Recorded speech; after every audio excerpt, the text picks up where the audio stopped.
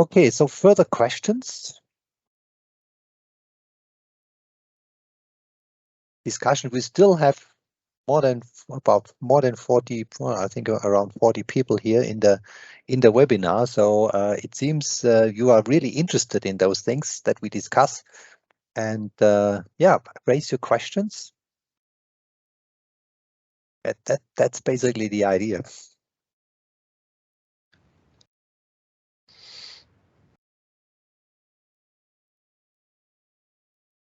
Peter, you have a question or comment? No question. I would like to add a comment. Really, the reason why we have the VDMA standard is because the machine industry, they discovered that they have the problem, and for that they founded a working group, like a smartPCN working group. And there was, I don't remember the year, I think it was 2014-15, when we started the defining of the VDMA standard. This was exactly the reason, and this time we said, or the colleagues from the VDMA said, we don't have to create a new standard. There already exists a smartPCN standard, so this was the reason why we adopted the smartPCN standard. It's the same. The VDMA standard is 24903 is equal the smartPCN version 3.0. Yeah, absolutely. So we were they were positively surprised that we had already a mechanism for this one, because there was no mechanism existing. And so we have now the standard, but we have to put it into business for all kind of industries. Okay, any more questions or comments, discussions?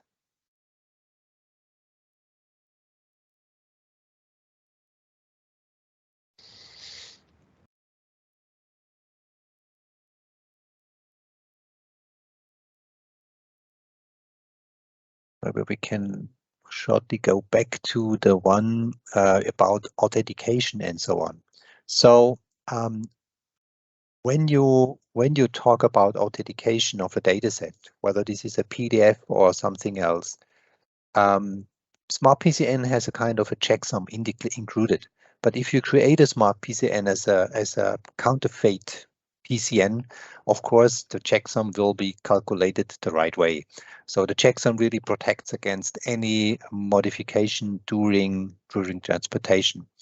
As with any email and as with any PDF document and so on, of course you have to look where are the sources, and therefore it is advisable to see, okay, where do I get a smart PCM from? But looking at the very close customer relationships we usually have, and that is definitely something that protects you against this. And also, of course, looking at who is the provider, or from where do I get smart PCN datasets. The risk is much higher when you just search on the internet, because we know from the CUGD, from members, there are companies that create fake classic PCNs in order to or in particular PDNs, so that the customer get afraid, oh, I don't get this part anymore. And then they have offered their service for having maybe a counterfeit part, or to bring a solution for this. So this happens from time to time. And of course, this is really a problem, but there are to include such authentication methods, that would include a major part of, let me say, encryption methods, and also for certificates, you have always to you need a possibility to check that the certificate is valid, and therefore you need web servers and anything other. You need an infrastructure for this one, and this is why we don't have this now. because that's very complicated. And there's another point, it's very difficult to standardize those things, because you get immediately into the yeah, that's the exchange of PCNs is a transport layer. Yeah, you are completely right, Phil. Thank you. So exchange of PCN PDN is a transport layer of the OC protocol stack, as we said earlier, but authentication need to happen at an application layer, definitely. Okay, any more questions, discussions, things like this? So just picking up on what we're talking about here, about this idea of authentication, and it almost suggests that in the future, people who write smart PCNs need some sort of authentication that allows them to put a watermark on the smart PCN, and maybe that's, I don't know whether that would be something that would come in the standard, or whether that will be an added value that maybe IOM CogD should be looking at to say, okay, you know, we will authenticate people who use smart PCN in some way. Yes, and I think that will definitely be something we have to work at IOM and CUGD. For the current standardization, I don't see it from looking at the time frame. No, I think that's okay, but I think a roadmap on it to say that actually authentication could actually be an important issue is something Absolutely. we need to think about. Yeah, Definitely. Yeah, fully agree. Okay, so there are new ones. Well,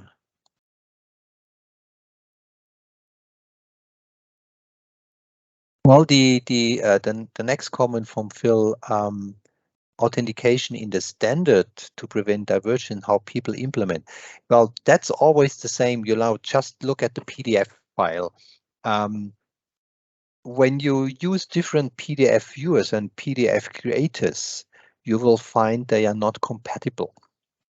And therefore, what we would need is a kind of a method to prove that smart PCN is correct. Because when you, I mean, on the other side, if you use the XSD file, at least on the data level, you are sure that this is implemented the same way, because you just need the XSD file, and then the XSD file creates your software. Wolfgang, maybe one thing to add, because I was just thinking about the XSD file as well, because if you validate the provided file and the generator view, or however you want to call it, you can validate the file against the XSD, and if that works, you know, you are in compliance with what is said within Smart PCN. However, we might want to consider to also like give a green hook or whatsoever. Hey, this file is validated against the XSD at least, and it is valid, or having like a type of data as well that proves, hey, this is validated against the XSD. Because from the IT point of view, obviously you get the response if it is good or if it's not, but maybe we can make it more visible to a user of Smart PCN who is not so much into detail in the IT environment. As an idea. Usually, yeah, but the tools detect if, for example, usually the tools detect that the Smart PCN is not correct in the sense of data. Sure, but at least the validation. Yeah, but validation is possible. This is very clear. But you are completely right. We need a kind of a certificate in the Smart PCN, or at least for the provider, that people know, okay, it's a real Smart PCN and it's not maybe an incomplete implementation. And I would consider an international organization like, let's say, the International Institute of Obsolescence Management or COGD Germany to maybe sending out their certificates, just as an idea. Yeah, we have to consider this, and we have already thought about that one. Yeah. I would like to add a comment to this, because this was a question we had to also check against the XSD file. Shall we do this or not? We decided to don't do this. We are searching for the XML values, and the philosophy is we read everything which we can read. and which is wrong. This is what shall we do? Important is to get any data. In practice, what I see, I told already in my presentation that we receive smart PCNs which is not correctly against the specification. But this was a problem from the how to say from the pioneer time of this thing. Everybody, all the companies which worked on this first version of Smart PCN, they were trying how to realize this, and this is something left, and we to fix to have a rapid solution. We wrote a small script, but for sure these things have to be fixed, and the discussion about if this smart PCN is valid or authenticated. I think the most important is, like you said, Wolfgang, you have to look where you get the smart PCN from. And when we get the PCNs from our regular distributors, they are right. They will not get some fake smart PCNs or something like this. So if you use your normal ways to get on the PCNs, so this is not or let's say it's not the priority problem. These are things I think it's good to implement, but like in our philosophy, for us, the most important was to get data. And if the half data is correct and something is not correct, we read the half data and have less work. This was the first implementation, the philosophy of the first implementation. Right, and of course, because Oliver is now in the board of the COGD, I think he will also solve the problem of the yes non-conformance. We take him in our middle, and from both sides we say it's time to fix that problem. Right. They know already, right. But it's I think it's not that easy or whatever. I think we didn't ask too much after this, because it is a small problem we solved already. So this is not the priority problem. So, but we are sometimes 1-2 times per year we ask. Since we discovered this, but yeah, but this I right. think this is we have to be keep in mind that that this is everything is new, and this needs some time to fix some problems or get some experience. What do we have to look for or improve? But it's working. This is what I like to see. This is working. Everybody who tried it made the experience it's safe work, and I think all the solutions are not the perfect or final solution. We are still on the way, and there's still potential to save more work and money on this. Absolutely, and there is experience. So this is, I think that's important to see. We have now really more than 60,000 smart PCNs. So that at least that's the number in the PCN global database from all kinds. So it's not only electronic parts. It's, as Stuart mentioned, it's also mechanical parts, electromechanical parts. It is industrial automation that is in there. So that helps definitely. And you know, there are large companies, they provide all the information about their PCNs on websites, but they don't send it out. And actually, by collecting this information and putting it in a database, this is a highly valuable source of this information as well. Yeah. So yeah. So will you share the presentation slides with the audience? No, never. This is very confidential. Never. Of course, yes, we will do it. So we collect all the presentations. Also, there will be some editing of the videos in order to remove maybe glitches, or in particular, I mean, we have been together now for 4 hours, so it would be a very, very long video. And if you search for something special, that will be very difficult. I will cut them into the individual presentations. So we will have each presentation with the attached questions and answers. So we have this together, and then you have one file for one presentation, and this will be on the IOM YouTube channel.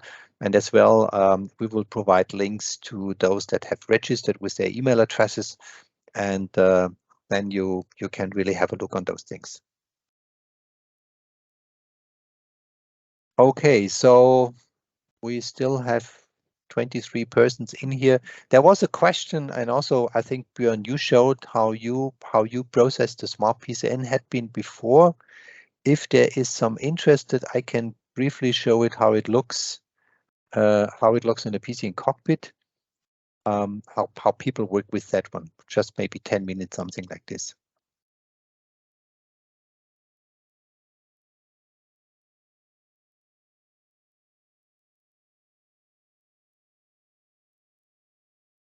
You may just lift your hand, and then we will see whether you would like to see that. If not, then we end the webinar.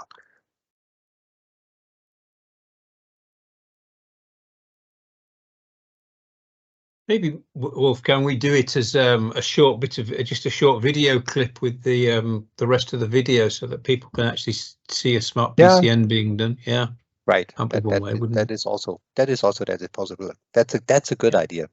Dieter. Yeah. I thought it's to raise the hand if you want to see the demonstration. Ah, okay, good. So the sorry. So Martin Kohl also wants to see the presentation. It's not a presentation. It would just jump in a tool and to see how it looks like. Can share that screen. So that's the PCN cockpit. That's based on the smartPCN. You have here all the matches. Those are the ones that fit to your part numbers, or where the system thinks it fits to your part numbers. This is the analysis of how to look at the PCNs and what is the impact of this. And this is the task manager where you define all the tasks. So when you look at the matches, I just go in this way. I don't want to explain everything in here. This is basically all the smart PCN where the system tells you, well, those fit to your bill of material.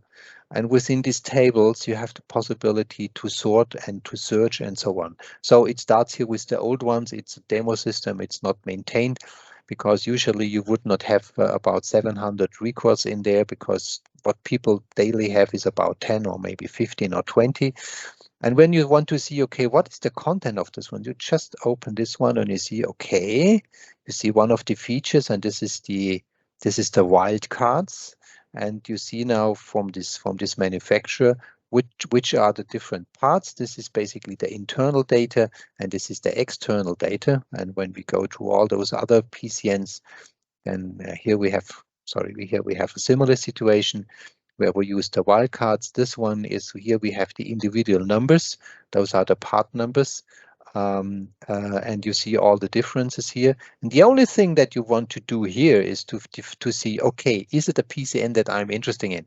And therefore you have to change details, you have to change title, you have the category, you see issue dates or end of production. For example, when we look at this for Micron, is interesting because so you see you have also different names because when they have bought a company, and you can also tell the system which has been the name of the former companies, and then it will detect this with 100%. And this is all the information that we have in here.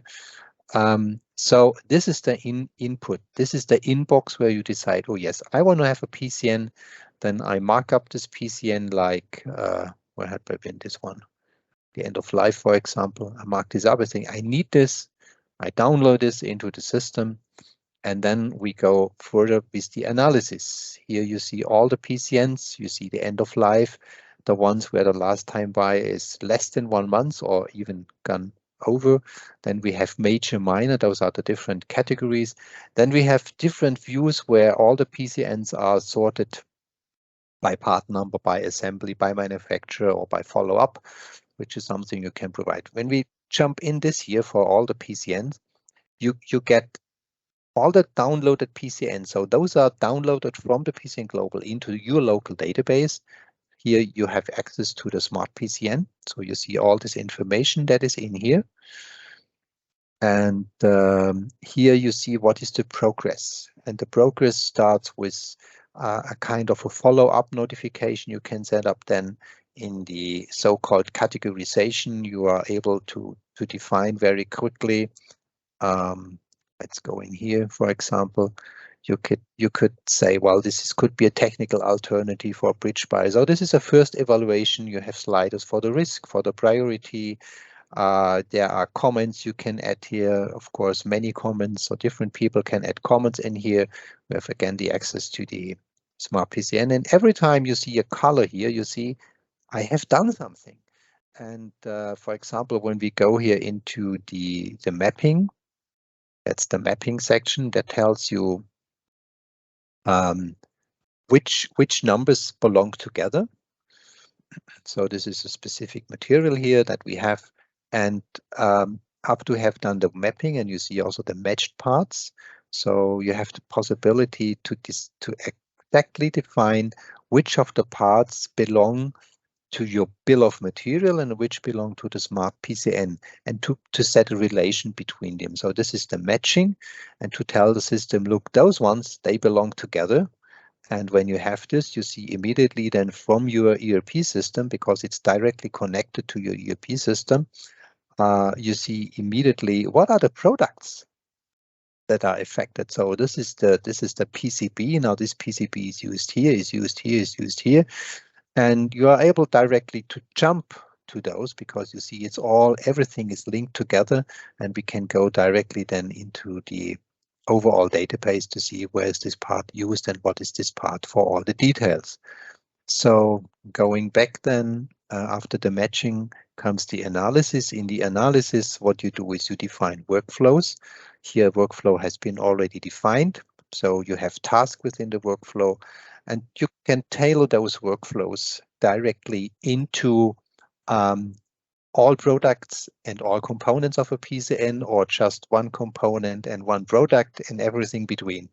So this is a very mighty task machine that you can set up, and all those task details are together in a form where all the people that are brought to this task, or they receive this task, they have those sliders as well. They have all the information. What is the workflow name? What is the task description? What is the target date?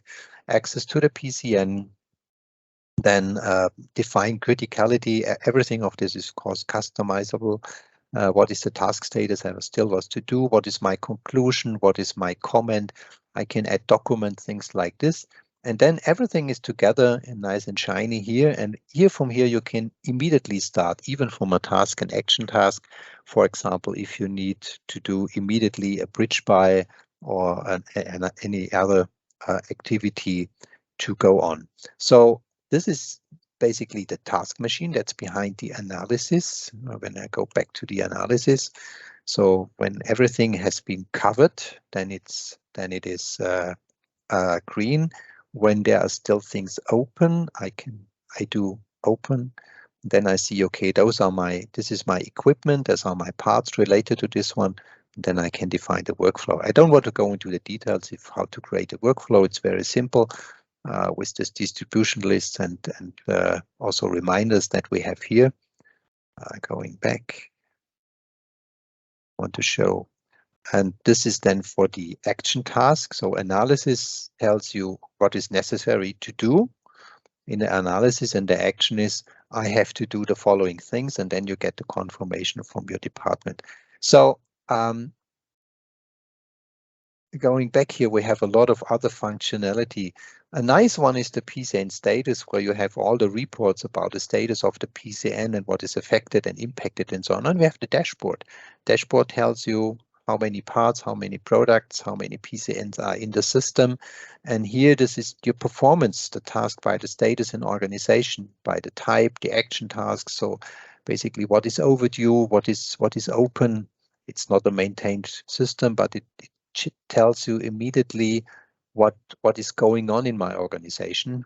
And those are the reports that, for example, Martin reported before. And now one of the things that, it's not related to smartPCN actually, but it is one of the biggest benefits in our tool, and it's the search machine. Because in the search machine, we have a full text search about everything that's in your database and also in our database.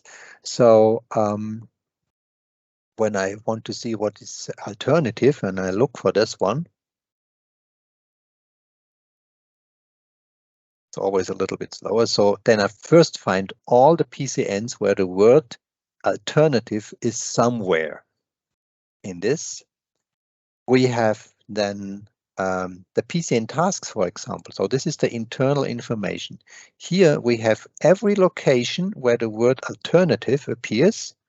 And here we have the workflows. So I can directly jump from what I have found to see what is the content of this.